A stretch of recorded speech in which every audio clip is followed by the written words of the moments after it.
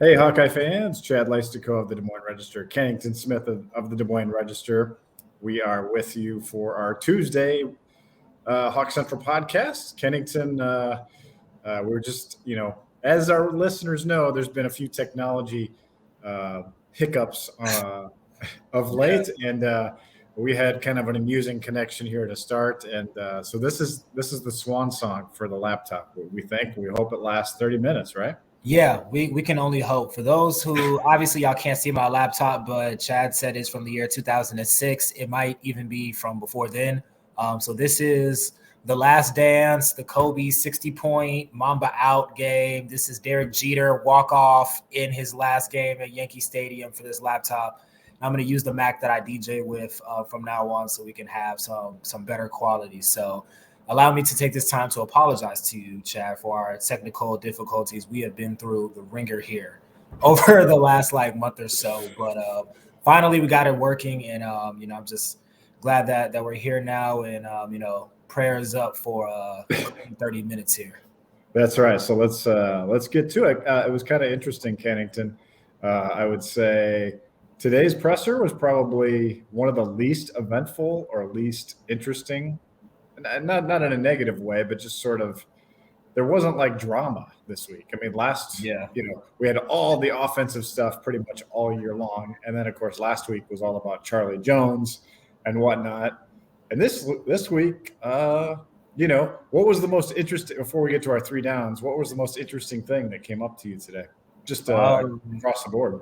yeah, I mean, most interesting, I guess, everybody was talking about voting today just because it's like Okay. election day. So that's I guess, interesting in a way that it's just something that we don't talk about but once every few years. So that was probably it. I think that the fact that Gavin and Leishawn Williams are a little bit healthier now, which we're going to get to in one of our topics, was probably the most noteworthy. But I would agree with you. There really wasn't much to talk about. This week in this game is much different than the games that Iowa has played in weeks past, because you look at Purdue, their offense is very unique to what Iowa faces, and they haven't played Ohio State in a long time. So that was interesting. And Illinois is new, and Michigan off the Big Ten championship.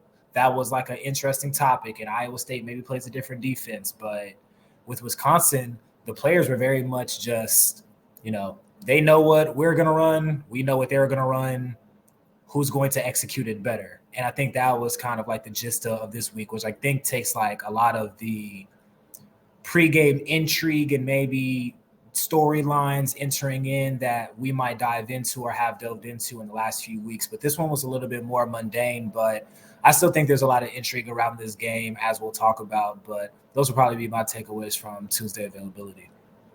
Yeah, I guess that's kind of my point. Is as we get into our first down topic, is this Iowa Wisconsin matchup is so intriguing from that sense that like we are, I think in our coverage discussions for the week, we're kind of like digging into the nuts and bolts of every angle of this game, like the matchup itself, like the actual on-field product. So I think that's kind of why this is interesting. It's basically a pick 'em. So with that note, Kennington, let's get to our first down topic, which is about the Iowa offense, and is Brian Ferentz's offense poised for a Wisconsin crash? Kennington, I know you've been familiarizing yourself with some Hawkeye football history during your time on the beat, and two of the three lowest outputs of the offensive coordinator Brian Ferentz era have come against the Badgers. The ultimate low point in 2017 with 66 yards the week after the Ohio State game, which was its own little thing. And then, of course, last year, what was the total? 156 yards. Kennigan, you were there for that one. 27-7 loss up in Madison. I went back and read the coverage from that game, and Iowa had 17 yards in the first half of that game. Spencer Petras sacked 5 times, injured. Hawkeyes lost 3 fumbles. I mean, let's be honest, like some of Brian Ferentz's colossal collapses have occurred against the Badgers. Do you think that is a distinct possibility this week, or has what's happened the the last couple of weeks given you enough encouragement to say, no, that is not going to happen this week? I think that it can happen for sure. Then just talking to the players, talking to Kirk Ferentz, it was very apparent that Wisconsin's identity for decades now has been on strong defense. And you look at where they've ranked in terms of total defense, yards, points, all of those things. They've been near the top of the conference, and even in what is considered a down year for them at 5-4, they're still a very capable defense and are capable enough of giving Iowa a lot of trouble. Kirk said that they run, unique defense and kind of their aggressive play style and things they do have lended themselves to a lot of the turnovers that have plagued them in years past. And I wrote part about that in my Tuesday piece that I believe is live on Hawk Central as we're talking right now. So go check that out. But I definitely think it's a defense that has the ability to give Iowa some fits. I think that obviously if you look at Northwestern, Purdue, Wisconsin, this is obviously the best defense that they've played in this stretch. They're going to test the offensive line in terms of blitz packages, trying to confuse them, sending elaborate schemes, dropping some, blitzing when they don't look like they're going to. So it's going to be a big challenge for the offensive line to continue the good work that they've done over the last few weeks. But I really am looking at Brian Ferentz and the game plan that he's going to implement. I feel like he's done a great job these last 2 weeks of installing a game plan that has worked.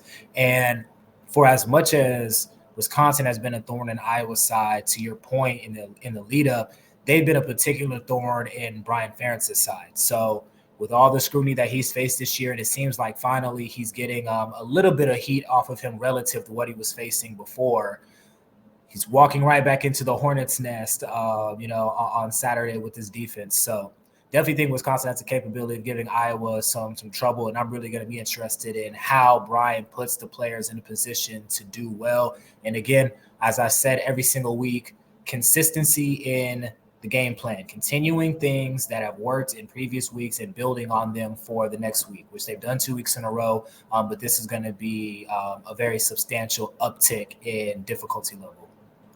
Yeah, Iowa 5-4 overall, 3-3 in the Big Ten. Same exact record as Wisconsin.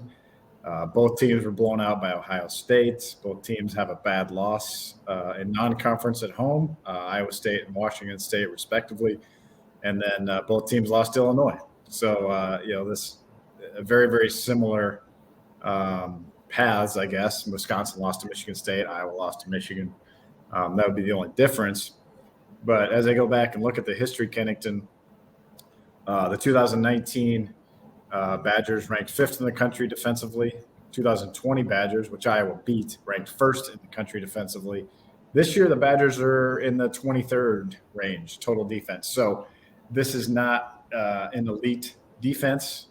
I'm sorry, did I say 2020? I meant 2021. Last year. The defense Iowa faced last year was #1 in the country. This year's is 23rd. That's the simplest way I can say that I do not expect there to be that type of crash this week from the Iowa offense. And I'll even go back to 2018, Kennington at home against the Badgers. That was not a great Wisconsin team that year. Northwestern won the division. Iowa probably was the best team in the West that year and basically dominated that game against Wisconsin. I'm looking back at the stats. Iowa averaged 7.5 yards per play against the Badgers in 2018. So Brian Ferentz does have, some track record of success. It also collapses, but also has some track record of success. And then, of course, 2 years ago, Iowa actually did beat Wisconsin in Kennington Stadium. No fans in the stands, which was a topic of my thoughts column today. Is Iowa hasn't won a game with fans in the stands at Kinnick since 2008 against Wisconsin. So that is another little monkey to get off their backs. And I found it notable, Kennington, just how familiar the Hawkeye players seem today with that history. Mason Richmond in particular, he was like, yeah, this is personal to us. They've had our number 8 out of 10 years. I mean, Mason Richmond knows they've won 8 of the last 10 against Iowa. I know it was personal last week.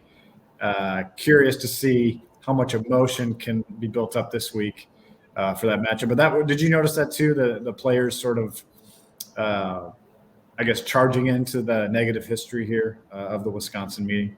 Yeah, I think everyone was very aware of it. To your point, some invested into it a little bit more than others. Like you said, Mason was pretty passionate about it. Spencer Petras said that it's obviously something that's in the back of your minds, but it's not something that you can allow to have preconceived notions going into the game. Like, oh, we're going against, the mighty Wisconsin Badgers, almost giving them too much respect in that regard to where it affects your play. So he looked at it from that point of view.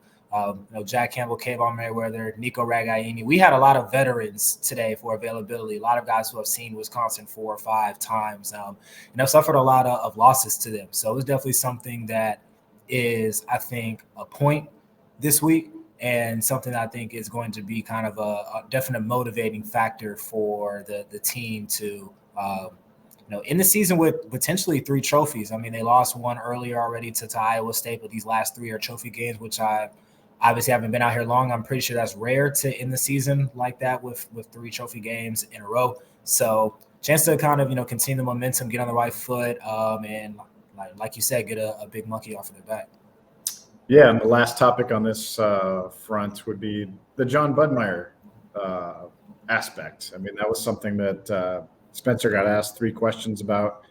Really didn't say much about it.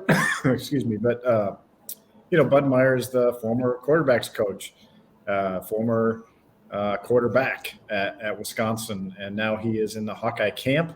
You would have to think, Kennington, that he I wrote this, he would know where the soft spots might be in that Wisconsin defense. Spencer's point was, well, we kind of know what Wisconsin's going to do anyway. Do you buy Budmeyer as a potential asset, I guess, for the Hawkeyes this week, or is that sort of a mythological storyline? It really doesn't mean anything.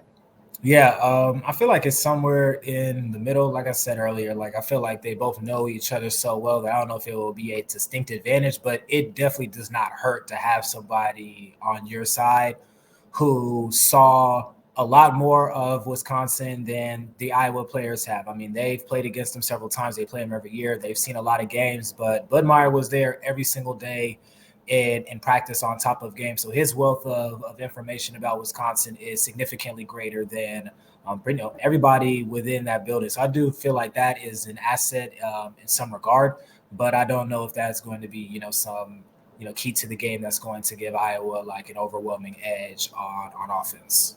Yeah, it'll be interesting to see after the game, if there's any further context there, because, this is a guy who coached Graham Mertz. I mean, recruited, coached him. He knows Graham Mertz's weaknesses in and out as well. So knows what he does well, knows what he doesn't. Again, Phil Parker's probably pretty good at that, but, a little sounding board there, I suppose. All right, topic number 2, Kennington, second down. Topic is this the healthiest? I think, okay, I'll just ask it. Is this the healthiest that Iowa's skill positions have been all year? And what does it mean for this matchup on Saturday?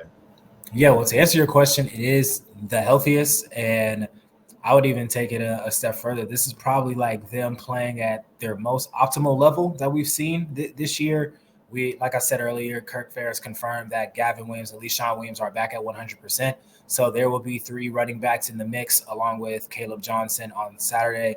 Brody Brecht, Arlen Bruce, Deontay Vines, did he get hurt in the Purdue game as well? There was a few receiver injuries in that game. It seems like everybody's going to be ready to roll. Obviously, the tight ends have been healthy. So this is the healthiest they're going to be. I think that what happened in the Purdue game, Caleb running for 200 yards obviously was the lead headline, and deservedly so. But I thought that, Vines getting involved a lot, Nico getting a chance to get into the end zone for the first time since the Penn State game and playing well, the tight ends getting involved, gave that pass-catching group a lot of confidence. So what does that mean for Saturday is that, I'd expect them to come out and play to a pretty high level relative to Iowa's expectations on offense against Wisconsin. And I think that's huge, considering it wasn't too long ago that the conversations were just, is Iowa going to have 2 healthy receivers, 1 healthy receiver? how are they going to be able to scheme anything? They have the full complement of weapons to this point. It'd be really interesting to see, how they're all used in the game plan.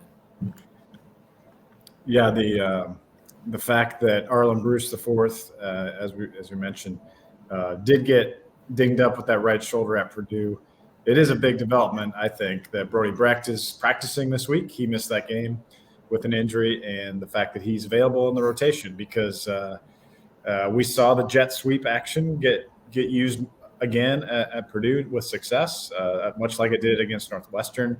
And you need fresh bodies. You need, that's a lot of running for those guys. So the more bodies, the better. And I thought Vines, I know it was only 2 catches, but he also had a really nice block downfield on one of Caleb Johnson's runs.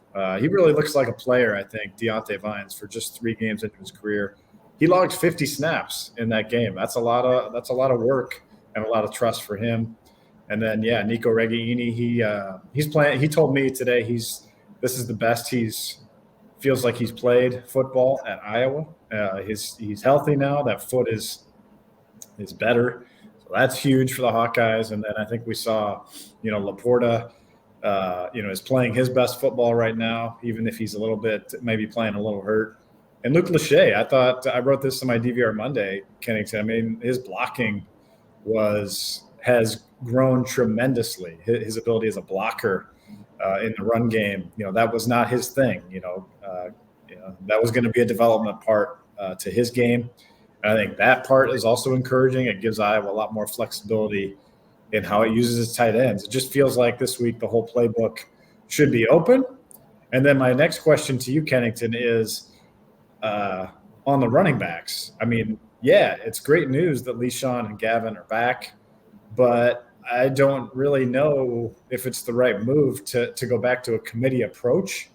And I don't know if it will completely, but sign me up for 20 plus carries for Caleb again. I don't know why you would need to go away from that. Kirk Ferentz does say all 3 will play. That's fine. I just wonder how much they play. I think it still should be Caleb's show. Yeah, I would agree with you there. And it was really interesting because he got asked that directly. What do you anticipate the rotation being? And he didn't have a straight answer. He said it wasn't something that they met about or something that they're even going to specifically game plan for. But he expects all of them to get some reps. And I'd agree with you. I feel like it seems like even though you have 3 capable backs, that Caleb has just separated himself a little bit from the group. And I think the challenge there is figuring out where Leishon and Gavin fit and how you're going to keep them engaged for the rest of the season. I believe it was you that asked about Leishon and the potential 3rd down back role. Older, very good in pass protection, obviously can catch out of the backfield. And Kirk said that that's something that they're going to consider as well. I could also see maybe Gavin in that type of role if it's like a must-pass situation. He's a pretty good catcher out of the backfield as well. So it'll be interesting to see kind of how it all shakes out. I feel like and I've said this before that I feel like Caleb should be kind of like the bell cow. And then I think Leishon is, at least from what we've seen this season, definitively the number 2 back. I know that Gavin has had some injuries and those things, but Leishon has performed well this year when he's given an opportunity. So I like those 2 as, your top 2 guys. And then Gavin, being steady and consistent and the type of, player that the coaches have a lot of respect for in an emergency situation, I think could come in and, contribute some things if need be. Yeah, I know the other day, there weren't many kickoffs by Purdue, just 2, and they were both with the win. So Caleb Johnson didn't return any kicks, but Xavier Wampa has been back with him instead of Gavin Williams because of the injury there.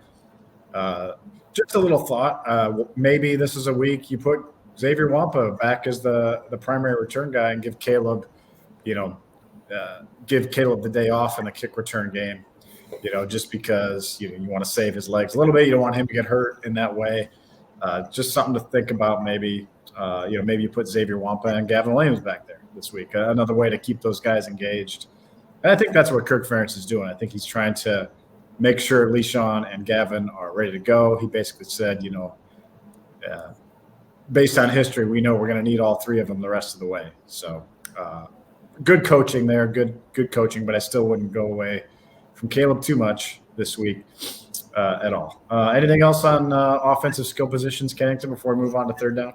I'll just say this about Deontay Vines. I think that is very telling how many snaps he's playing and how often Spencer has been targeting him since he's gotten back.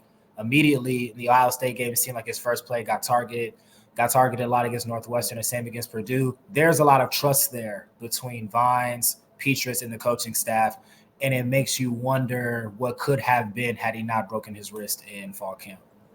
Yeah, well put. And we will talk to Kelton Copeland tomorrow on the Zoom. It's time for him at wide receivers coach. So we'll ask, we'll delve more into that wide receiver depth chart, maybe Jacob Bostic, a little more into, Keegan Johnson not available this week. I know everyone asks about him all the time. I don't expect him to come back really this year. I'd be surprised, but we'll ask Kelton about that on the Zoom on Wednesday. All right, third down, Kennington. And this is kind of an unexpected topic, but we got 10 minutes left, so let's spread our wings here. Is it too soon to be talking about Big Ten West title paths for the Hawkeyes, who, as Spencer Petrus pointed out, were left for dead by the entire world, right? The globe left Iowa for dead last couple weeks ago. But there is a path, obviously, now that Illinois has lost to Michigan State. And it'll be interesting, to watch that 11 a.m. Illinois-Purdue game, because if things break the right way there for the Hawkeyes, I think you start to get a little bit of last year's vibes where it's like, okay, you get a little help here, a little help there, just keep winning, and you got yourselves a shot.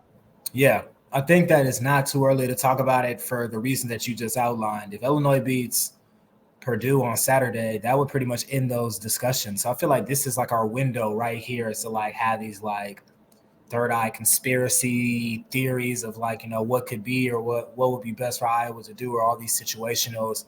I think statistically there's an 8% chance. And Iowa and Wisconsin, with the same overall record and conference record, both losses to Illinois, have the exact same odds. So both 8%.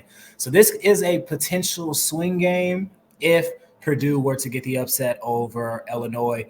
I guess considering how well Iowa's defense played against Purdue, and then knowing that Illinois has a great defense as well, that is probably a very tall task for Purdue, but it's not impossible, and you would think that they would want to bounce back. So I don't think it's too early to talk about it. I think that and I guess it's like almost so much of a long shot that no one thought to ask Kirk and the players if they're going to be watching for that 11 a.m. or are they even going to be allowed to look at the scoreboard or anything like that. But for the fans and the media, that's definitely going to be on our minds. And if Purdue pulls the upset, there's going to be a certain buzz and energy in Kinnick as kickoff approaches. Yeah, well said there. I think it's like a 6.5 point spread. So it's not like Illinois is not a huge favorite this week, and Illinois got some problems in the secondary right now. So that doesn't bode well when you're playing a Purdue team. Obviously, we think Illinois has a great defense, but Ken Bielema to get his guys to bounce back. They haven't really been in this position as a program in a very, very long time. So, it's harder to be the favorite, right? So we'll see what happens there. And the reason we kind of say this Purdue thing is important because Illinois' next game is at Michigan next week. So Iowa and Wisconsin both need Illinois to lose twice and then win out. Either one win out, and then that's it. That would be what Iowa would need. Illinois lose twice and win out. That's all you need. It's very, very simple. Like you said, 8% chance, but the math is pretty easy there. And if they actually lose to Purdue, you feel really good about Illinois' chances to lose at Michigan the following week. So you almost feel like then it's just win out. It's crazy. It's crazy. It's right. Crazy to think about. We could be in that situation at 2:30 on Saturday.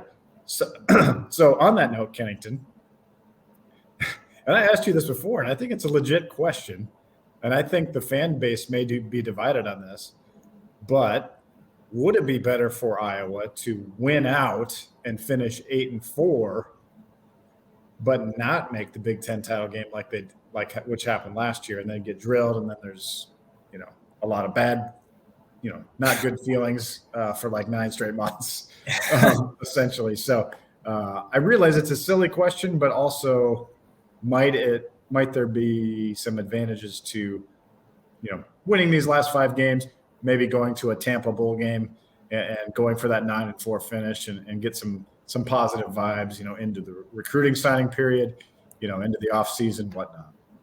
Interesting. Yeah, I think there's some merit to that just because last season, the way that it ended in the regular season with the 10-2 finish and the West Division title felt very triumphant. And there has not been that feeling in the program or around the program really since then. Like, got drilled by Michigan in the Big Ten Championship, like you said, had a tough loss in the Citrus Bowl. And then everything up until this point, they haven't gotten back to that kind of like triumphant feeling. So I understand it from that lens, but I will say that I think that it will be best to go to the Big Ten Championship game for this reason. When you look at the 2 teams that they could face, Michigan and Ohio State, both of those games had a certain element to them that I think Iowa fans would want to get their lick back, and I think the players would too. The Michigan game was the quote-unquote offensive improvement took a step forward game where Iowa came on late and the players and Kirk were very confident about what they did towards the end of that game. And the Ohio State game obviously was a game where the defense played their hearts out and honestly should have been much closer than what it was had Iowa's offense not turned it over 6 times. And then I believe they turned it over twice on downs as well. So get back to the Big Ten Championship. Maybe the offense, obviously they would have had to have been rolling for over a month to get to that point. So that versus with the defense against Michigan, maybe some more competitive game. Will Iowa turn it over 6 times against Ohio State again? Probably not. What would that game look like if they played a little bit cleaner and had a little bit more confidence? So I think that I personally would like to see them play again just to see. I think the fans would want to see it as well. I don't think anybody would go into it like Iowa's going to pull the upset. But if they played them, I don't know, within 2 touchdowns, you probably feel pretty good about that and the progress that you made considering what happened in the first meeting with those teams. Yeah, and here's the thing. It's easy to sit here and say, better not to get your butts kicked in Indy. But I think there will be a lot of momentum built in this fan base, in this town, if you beat Wisconsin, a team that's had your number for the better part of 12 years, and then go on the road to beat Minnesota for an 8th straight time and beat PJ Fleck, and then come home and, potentially, I'm writing about this for later in the week, kind of cap November like you have the last several Novembers by beating Nebraska. And I think that game to me would have a chance to get kind of ugly in Iowa's favor if the Hawkeyes are generating a lot of momentum this month. And, the crowd's behind them and Nebraska, what do they plan for type of thing. So I think if you get that formula, I think the stance on, do we want to go to the Big Ten title game and get killed? I think that might change. And I think people might feel a little bit more hopeful too toward that game. And I think, again, if we know it's a long shot, we know this is our week to talk about it essentially. But I would at this point, if I were to knowing, if you told me I was going to win out, I would feel very confident that the Hawkeyes would not be embarrassed in Indy like they were last year or like they were at Columbus. That's my feeling. Based on what we know about this defense, what we know about the character of this team, it would mean the offense had improved quite a bit, to win these games, you would think. So that's where I stand on it too. I'm with you. Go to the Big Ten title game, take your shot. Heck, if you win it, pull the upset, you're going to the Rose Bowl. Yeah, I think in order for Iowa to get to the Big Ten championship, their offense would have had to have gotten to a point where not only where it was the best it's been this year, better than the offense from last year. The offense last year was 125th, but they had the most takeaways in the country, broke the school record in interceptions. So to take it a step further, this would have to be the best offense at least, since 2020 to get to that point. And obviously it's not the 2020 offense. I know that they put up, pretty good numbers that year, but that level of offensive improvement with a defense that you know is going to continue to stay status quo, you feel like it could be a pretty competitive game in Indy. And if you thought Spencer Petras was popping it after beating Northwestern and Purdue, imagine the post-Nebraska presser when they're back-to-back Big Ten champion. I don't know what the T-shirt would look like, but it would say Big Ten West champions on it. Like imagine what Spencer and the Crow that everybody in the world, quote unquote, that didn't believe in them would have to eat if Iowa were to pull that off. Yeah, and great way to finish there. And you mentioned the Big Ten West title game T-shirts. I mean, Iowa had them on last year after the Nebraska game, regardless of whether Wisconsin had lost to Minnesota.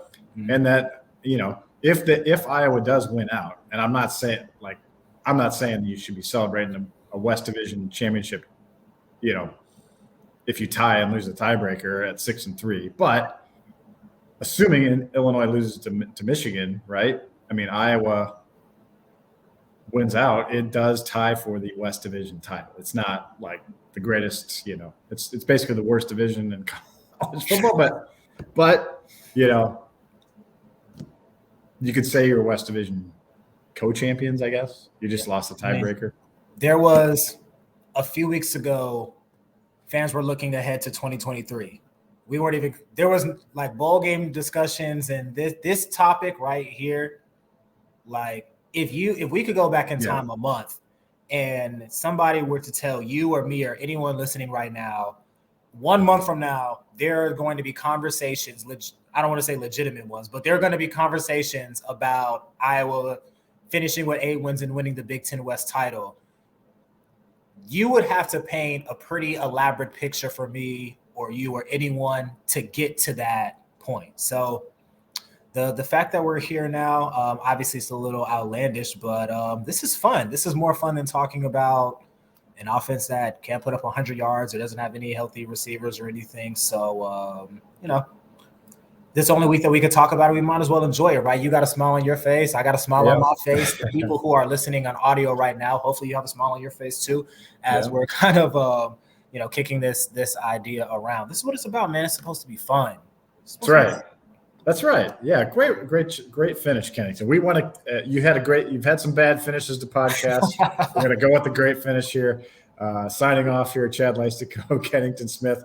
We will be back on the Hawk Central radio show tomorrow night, and we promise that is kind of our avenue where we're going to talk about hoops. We got a little bit of hoops talk tomorrow night in addition to our Iowa-Wisconsin hardcore preview.